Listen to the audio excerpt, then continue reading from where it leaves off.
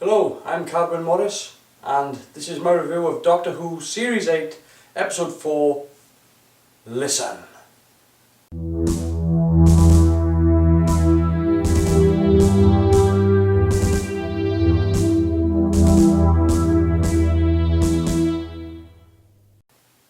Okay, so Series 8 opened with the episode Deep Breath.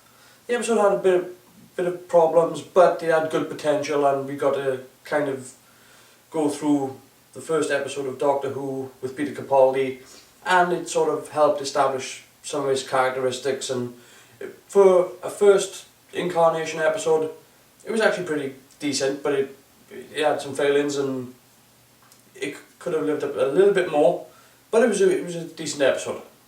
Then we had Into the Dalek, which for me was a decent enough story, but it fell down because it could have gone in a more dramatic style, but it was trying to be much more of a fun adventure and then just became silly. Then we had last week's episode, Robot of Sherwood, which as far as I'm concerned was an utter catastrophe of a Doctor Who episode. I just didn't like it at all. I thought it was a ridiculous episode, and I would much rather them have just struck the episode and just not made it. It was that bad. And then we get to this week's episode, Listen. Now, given that each episode has slowly been in decline, I wasn't expecting a great deal out of this episode. So what did I honestly think about Listen? Sweet tap dancing Jesus, where have you been? I mean, really, where have you been? If you can do this, if you can make an episode like this, why did you bother with the others? This episode absolutely just tramples on all the other episodes of Doctor Who that we have seen this series, and is probably one of the best episodes of Doctor Who that has been made in the past 3 to 4 years. Easily. I thought it was better than the 50th anniversary episode. I thought it was better than Matt Smith's final episode. I thought it was better than pretty much anything that they'd skirted around. What I liked about this episode was that it was consistent. The tone, the story, everything in this episode was just, everybody was on their game. Everybody. This episode was fantastic. It literally, the story was a simple premise, a very simple premise, but they managed to weave the characters around this story, around this little situation. Wasn't all fantastic. Yes, it does have its problems and its faults. For one, it's a little bit too earthbound again. We've been earthbound for every episode this series so far. I know there's only 4, but get off Earth. Leave it behind. It would be nice to have a series of Doctor Who that never touched on Earth. But as for a complete story, as for a winning episode, this episode nailed. I mean, it just absolutely excelled above and beyond anything that we have seen in quite some time. So, again, this isn't spoiler free. Where should I get into it? Well, the opening of the episode set the tone. It set the mood for the entire episode to come. It was done in such a way that what we get to see is the Doctor alone and thinking. We get to see his rationality. We get to see the way his mind starts to work, where he's asking himself questions. The TARDIS lighting in this scene, given that it's just a short little scene, but the TARDIS lighting, if you look at it and you compare it to previous episodes, even before Peter Capaldi came on board, when it was still Matt Smith's set, the lighting was a lot brighter back then. Now the lighting was really down, really dramatic. All the little lights that were flashing around the TARDIS set with pretty much the only things lighting the set. There was very minimal lighting. There was some dramatic lighting coming in from one angle just so you get this really dark shadow, but it all set the tone. And then we get into it after the titles, and we start to get a bit more story. So what's going on? Well, after the titles, we get the scene between Clara and Danny. They're actually going out on a date now. We get a bit more about Danny. We know enough about Clara now to know what sort of character she is, and we know how this character is going to interact pretty much. So she's out on a date with Danny, and maybe it's just me, but I felt that this scene didn't do the character of Danny any justice.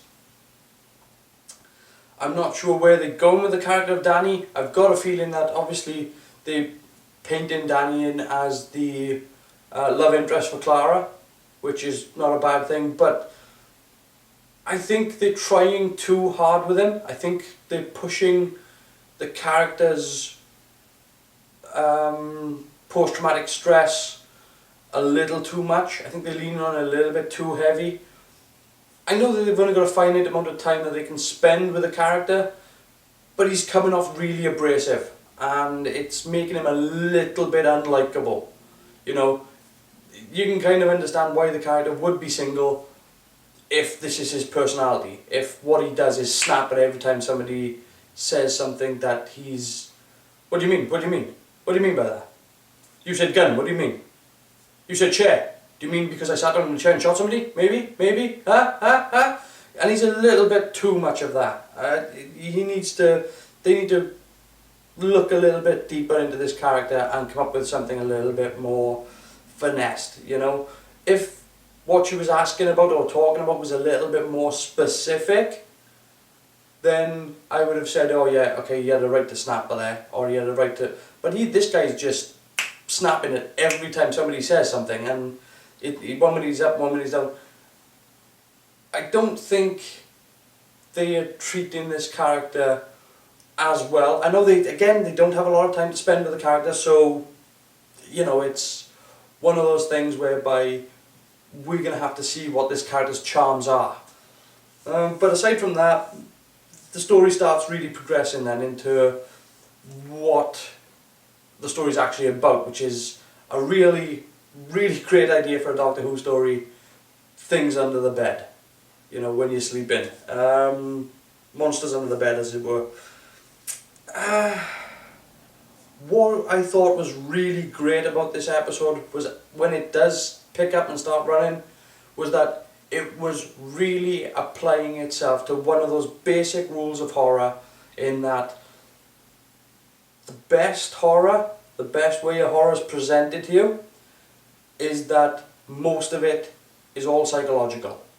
And it's a psychological thriller, horror, and most of what it is being set by tone and mood, and the rest of it's all in your head. So I thought this really did do an outstanding job on it.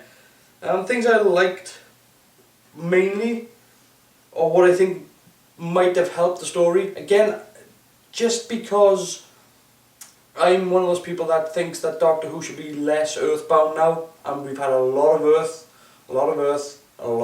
in its history. We have an opportunity with modern technology, with modern production values, with modern production standards, not to be on Earth. This story could have been set in a 23rd century orphanage on some distant colony, and it wouldn't have changed the story, but it would have changed the value of the story. The content of the story would have stayed the same, but it would have been something new and something different. And I'm not going to rag on it too much because I still think it done an outstanding job with what it did. One of the best things that I liked about this episode, I really liked, was the musical score. If you're not paying attention to the musical score in the episode, it's probably a good thing, because they're actually being very subtle with the music in this. But the music was warm, where you get these moments with Clara and in the comfort and safe, and then the music would turn sour slightly, and anytime it was trying to be intense, instead of the music giving you this intense pop, it was actually underplaying it. But it was there were these long sort of almost like wind whines coming through, these tones that were slightly sour, and it just built. It was all build. It was all build and build and build and build. It was never ever really in your face sort of a musical score. It wasn't blaring. It wasn't going, oh yeah, the music's now telling you this, and the music's now telling you that. The music right the way throughout this episode was subtle, but it was subconsciously feeding you themes. A good example of it is in the scene where Clara walks into the bedroom with Rupert. Good scene, really good scene, and a good musical score. You listen to the musical score in that scene, and as she walks in, it's almost hope-filled. There's warmth there, but it changes, and as the music changes, you don't notice it, but it does, and it's there, and it gets chilling, and it goes into these little flourishes. Just I thought it was a brilliant job. The other thing I'm going to say as well was I thought the photography and cinematography in this episode was fantastic. Just an absolutely fantastically shot episode. Again, one of the brilliant things that the cinematographer did on this episode was that in those early scenes where we're dealing with the drama, with what's going on, if you look carefully and really watch it, you'll notice that the people who are talking, the camera isn't staying on. The camera is looking at the reactions of people. It's not what you were hearing and what you were seeing are two different things. So the camera is focused on Peter Capaldi when Jenna Coleman is talking, or the camera's focused on Jenna Coleman's reaction when the doctor's talking, or the camera's focused on Rupert when Clara's talking to him. And the best part about that is that it really applies to the episode, because the episode is called Listen. This changes throughout the episode as the drama changes, but the focus and the way it's done. I mean, there are scenes and shots in this episode whereby we get tight close-ups on people and we can't really see what's going on behind. Particularly again in the bedroom scene where you've got that character on the bed and we don't know what that is. We don't know if it's really an alien or just a kid messing about. I've got a feeling it's going to be a kid messing about, but of the way the episode plays out, I've got a feeling that it's going to turn out that that was just somebody having a prank. But what was really good was that, again, going back to the horror, was that the camera's focus was on the three people, and what was going on behind was there. You could see it, but you couldn't. Just thought it done a fantastic job. So, yeah, I just really liked the fact that the camera work in this was just brilliant. I'm not sure why, when they went to the end of the universe, why they had to go to the end of the universe. I think that bit was just, they needed to put something in there to remind us that this isn't just a horror, this is a sci-fi. And I think that maybe they just went a little bit too far with it. Again, it could have been anywhere, it could have been a colony. They didn't have to make it so extreme. It could have been a crashed spaceship, it could have been an outpost. It didn't have to be that isolated. You didn't have to make it that isolated. I got a feeling that they wanted to go that way so that it was like this is what's left after everything's gone, but it would have worked just the same had it been a crashed ship on a moon, and it wouldn't have made any difference whatsoever. But you know, it's still it was a little bit of fun put in there. But again, the musical score and the sounds and the noises. I mean, if you listen to when the gas erupts, there's a scream in there, but it's subtle and so you're not sure on what's going on. Really enjoyed that.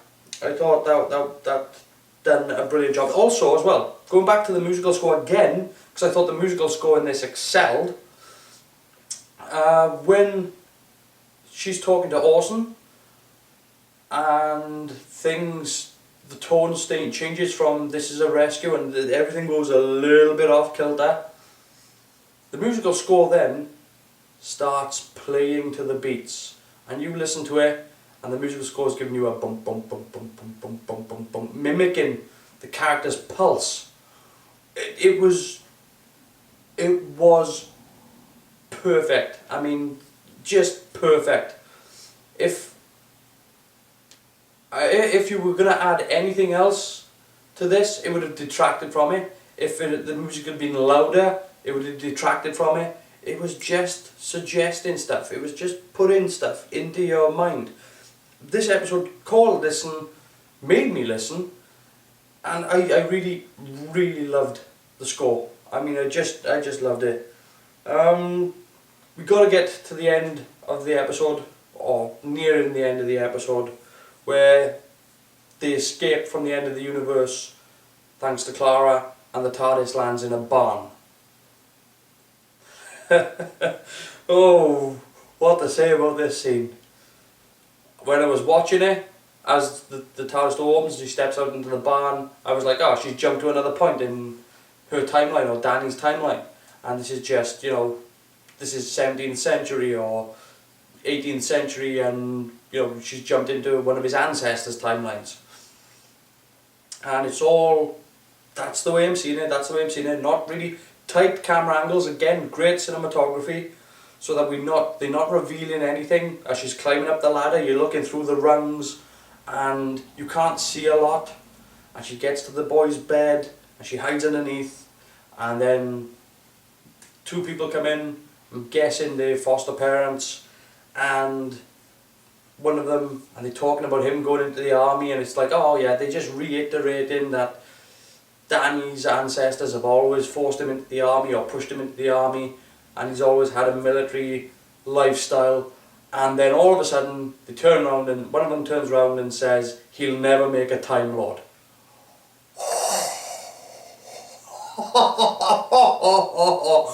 Give me more. Wow, did not see it coming, smacked me right in the head, made me go, oh yes, come on. And the fact that it was the same barn from the 50th anniversary episode where the war doctor goes, means that the doctor's always felt this place on Gallifrey is a safe haven, a safe place to be, a safe place to go. And you might not have seen it in that episode because it was never mentioned, but now that it has been mentioned, you can go back and rewatch that episode and go, oh wow, he's in his safe haven, he's in his place of safety, he's in a place that he feels safe, and has always felt safe since he was a child. And this reverts back. That's one of the best things I have seen. I felt that to tie it in to the 50th, they could have done something with the photography of the 50th, mind. They could have just sort of just desaturated the colours or something, or maybe made it a little bit fuzzy or something, just so that it was more of a memory as opposed to just somebody inserting a cut shot. But okay, the feelings of the episode were that I didn't like the fact that it was earthbound yet again. But I don't care. I don't care, because as far as I'm concerned, you could toss out some of the other episodes and just keep this one and go, well, this is an episode of Doctor Who, and those were just practice episodes. Seriously, because this episode was by far, again, I can't speak highly enough of this episode. It all worked. It all came together, it all worked. Peter Capaldi was brilliant, Jenna Coleman was brilliant. Just the simple story, and that was the key to it. It was a simple story about monsters under the bed, and there was no solution, there was no answer. They rationalised out that it was nothing, or was it? And that's what left it great, was the fact that you didn't find out if the Doctor saw nothing. You don't know. You assume that you do, and you assume that it was. But what if the kid under the bed wasn't a kid? The one under the red blanket? What if it wasn't a kid? What if it was something? What if when the door opened, the Doctor did see something? And that's what makes the episode fantastic. Absolutely great. It could have been nothing. On the other hand, it could have been something very, very important to the series, which may come back at a later date. This episode was just, by comparison, if I'm going to rate this episode compared to the other episodes in the series, out of 10 I've got to give this a oh hell yes. And just fantastic. Just fantastic. I can't speak highly enough of this episode. The odd thing is that the Doctor in the episode asks the question, have we all shared in a unified nightmare? We all had the same nightmare. And we have. It was called Robot of Sherwood. We saw it last week. And suddenly we get back into what this Doctor should be about. And now I am happy. Now I am really, really happy about this series. I can forget the other 3 episodes ever happened. Okay? A deep breath, not so much, because I thought it was a good way to start off the series. But this episode was comparable to Blink, to all the stuff that we Unquiet Dead. It just elevated the game. And when you consider that they've done this story and last week's story, if you try to compare the two, the difference between last week's episode and this week's episode was the difference between Die Another Day and Casino Royale. I mean, it was that different. You could have sworn it was a completely different production. And this is what I want. I want more of this. This was good, simple storytelling, really atmospheric, really well put together, photographed well, sounded well, music well, acted brilliantly. Even the Foley in this episode was good. Just ridiculously stepped up their game. Can't say enough for it. Compared to all the other episodes of Doctor Who that we've had in the past 5 years, this is a 10 out of 10. And that's my review of Doctor Who Series 8, Episode 4, Listen.